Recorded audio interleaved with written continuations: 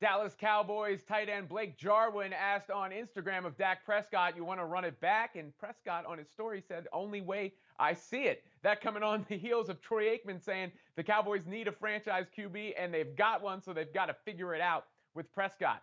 I'm Robin Lundberg here with Bill Enright. And Bill, so how, quickly, how important is it for Dallas not to franchise tag Dak Prescott, but to officially dub Dak Prescott their franchise QB?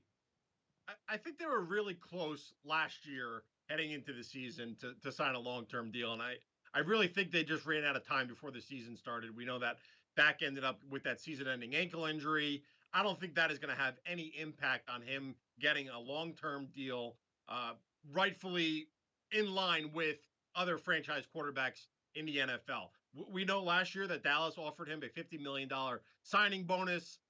You include that into what he could make in the 25 to $30 million range, and you're looking at a 38 to $45 million contract over the first few years of his career. I do think it'll be a long-term one, maybe a 5 or 6 year contract for Dak, and he gets whatever 150 million fully guaranteed within the first 3 years. He'll take that, or at least I think he would take that if his agent kind of gets him the right incentives and everything. But no NFL players ever turned down a deal like that, especially when you are a quarterback and you have the ability to sign on the dotted line for 5 or 6 years. In the NFL, you take it. You jump at those chances. And if the dollar amount is right, and it sounds like this go around it will be between Dak and his agent and Dak and the Cowboys, then we'll see Prescott in a uniform with the Dallas Cowboys through 2026.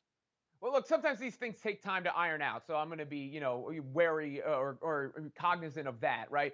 But when you're talking about the situation as a whole, I do think it's well past time that they do this.